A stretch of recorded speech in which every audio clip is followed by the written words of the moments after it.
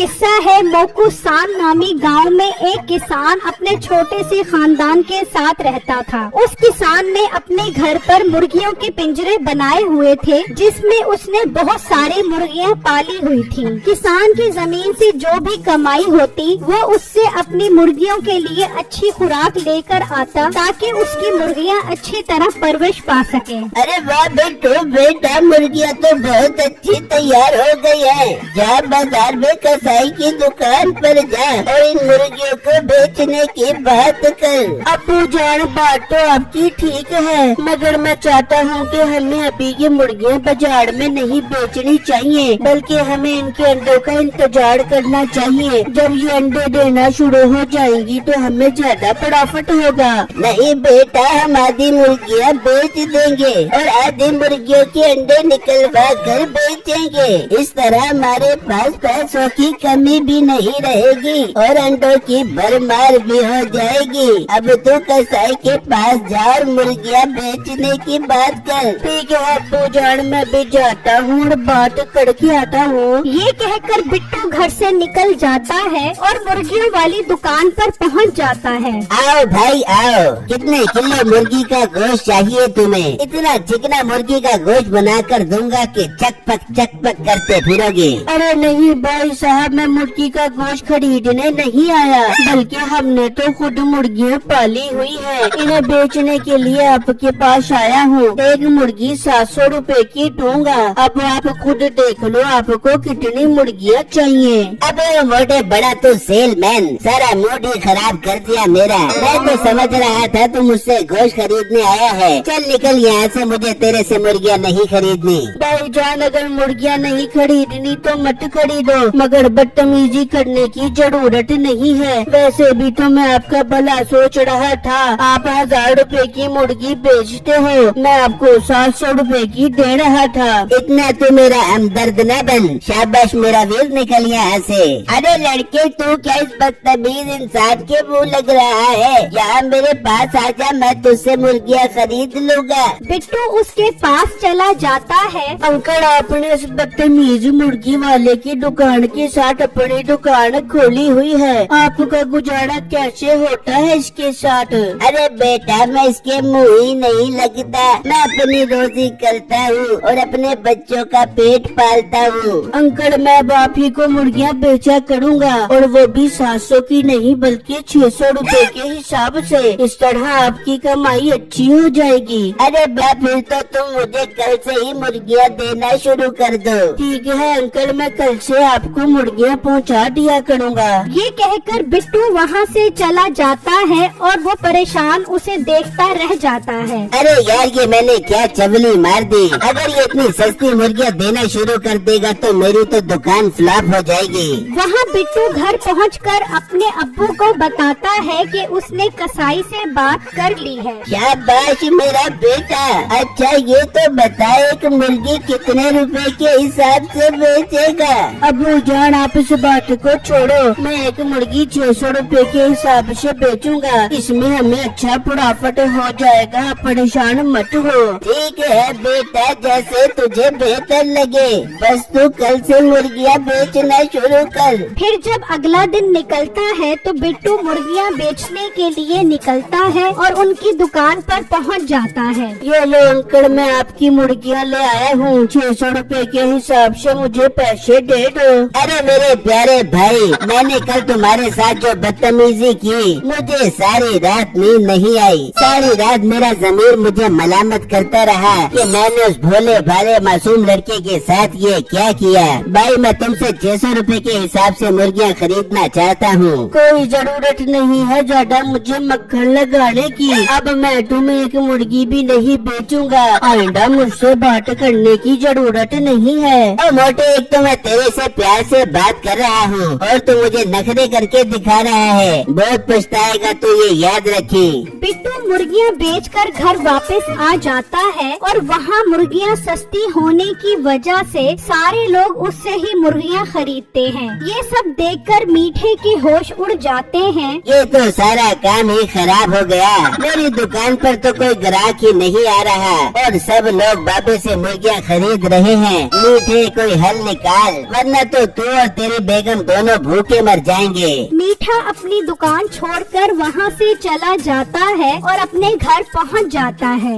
मेरा बेटे I love you, आज इतनी बड़ी जल्दी सारी मुर्गियाँ बेच के आ गया। और बेगम मुर्गियाँ क्या खाक बेच कर आ गया, एक भी मुर्गी नहीं बिकी। ये तू क्या कह रहे मीठे, मुझे बता कर ऐसा क्या हो गया? फिर मीठा नसीबो को सारी बातें बताता है, जिसे सुनकर नसीबो बहुत परेशान हो जाती है। हाय मीठे, ये क्या हो गया? मैंने कितने बड़े बड़े सपने सजाए थे कि तेरी मुर्गी की कमाई से मैं दुबई के बाहर में जाके डांस करूं। मैं भूल गई, तूने तो मेरे सारे ख्वाबों पे पानी फेर दिया।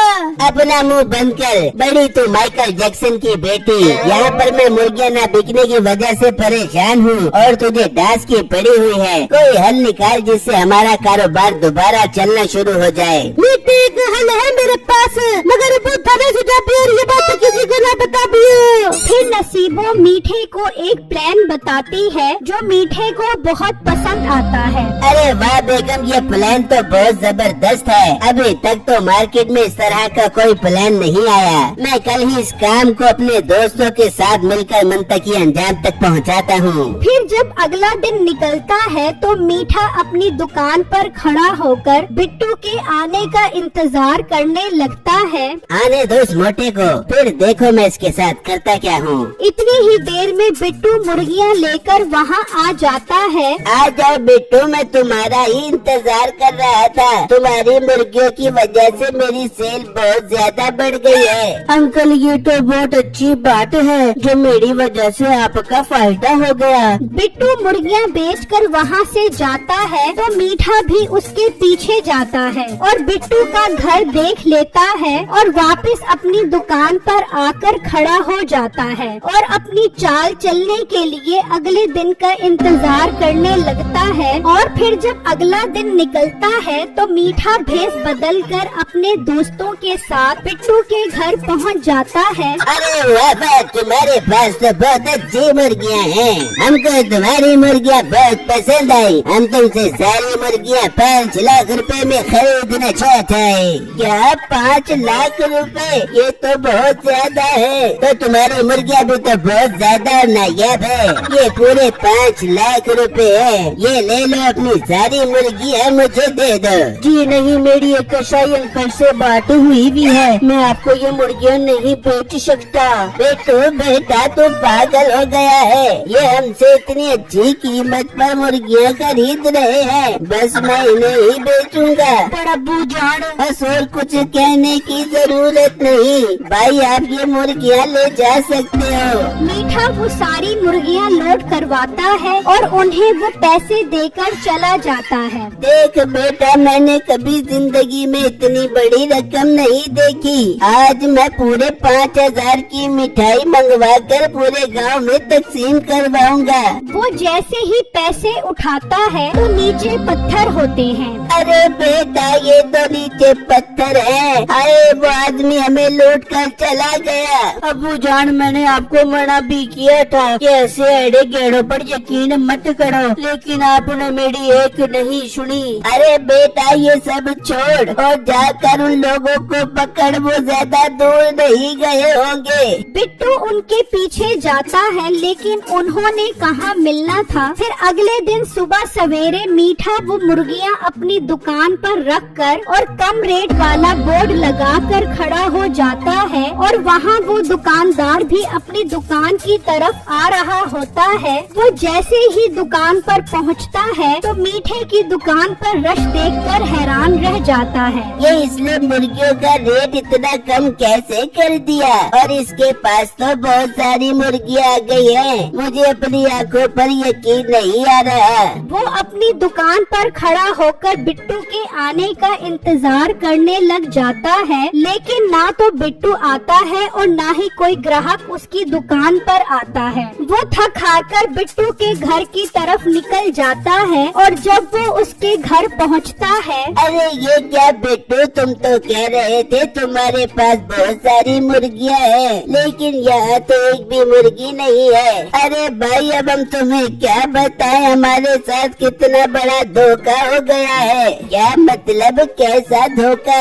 अंकल कल एक फराडी हमारे घर आया था और हमें धोखा देकर सारी मुर्गियाँ ले गया। अच्छा तो ये बात है, अब समझा वो फराडी कौन है? कौन है अंकल, जल्दी बताओ। बेटा वो फराडी मेरी दुकान के साथ वाला मीठा ही है, तभी तो मैं कहूँ उसके पास इतनी सारी मुर्गियाँ कहाँ से आ गई, और उसने रेट भी कम कर दिया।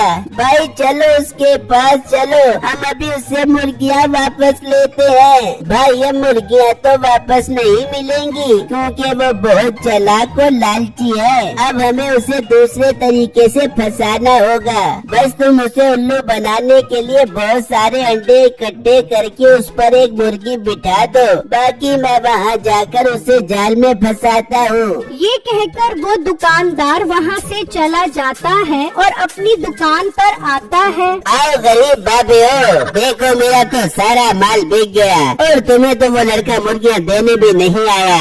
अरे मीठे तुम मुर्गियाँ ही बेच, मेरे तो अब दिन बदलने वाले हैं। मैं भी उस लड़के के पास गया था, उसके पास तो एक बहुत कमाल की मुर्गी है जो एक बार में ही बहुत सारे अंडे देती है। मैंने तो दुबई के शेख को फोन कर दिया है, मैं उससे मुर्गी 20 लाख की खरीदूंगा और शेख को 50 लाख की बेचूंगा। मीठा ये सुनकर हक्का बक्का रह जाता है। अरे क्या वाकई ये सच तो नहीं कह रहा, मुझे ये मौका अपने हाथ से नहीं जाने देना चाहिए। मीठा चुपके से वहाँ से निकलता है और वहाँ बिट्टू भी एक मुर्गी और अंडों का इंतजाम कर चुका होता है। मीठा जैसे ही वहाँ आता है तो देखकर हैरान रह जाता है। अरे ये तो वाकई हजारों अंडे देने वाली मुर्गी है, मैं बगैर टाइम जाया किए 20 लाख रुपए लेकर आता हूँ और ये मुर्गी उस अरबी को 50 लाख रुपए की बेचकर अमीर बन जाता हूँ। मीठा अपने घर से 20 लाख रुपए लेकर बिट्टू के घर आ जाता है और मुर्गी खरीदने के लिए उसकी मिन्नत करने लग जाता है।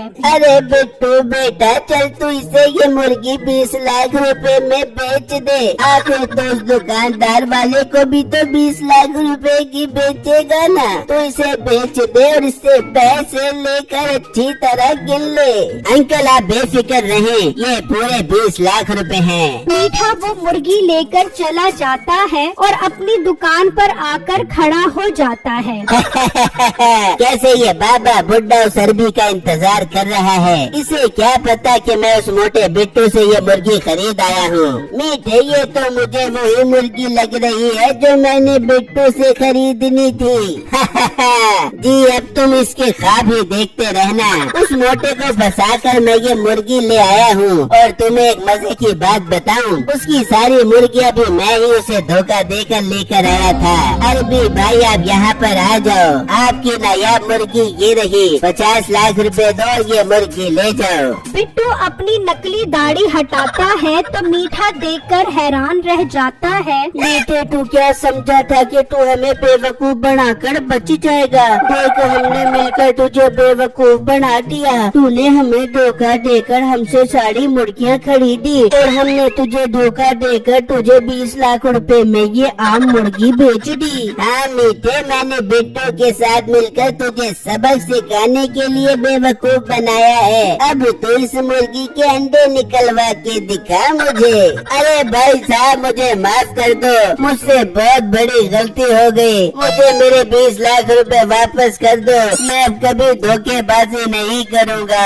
मीठे तुझे सजा ही ऐसी मिली है कि तू अब धोखा करने के काबिल ही नहीं रहेगा। अब मैं 20 लाख रुपए में बहुत सारी मुर्गियाँ लेकर पालूंगा और अंकल को बेचा करूँगा। इस तरह मीठे को उसके किए की बहुत अच्छी सजा मिल जाती है।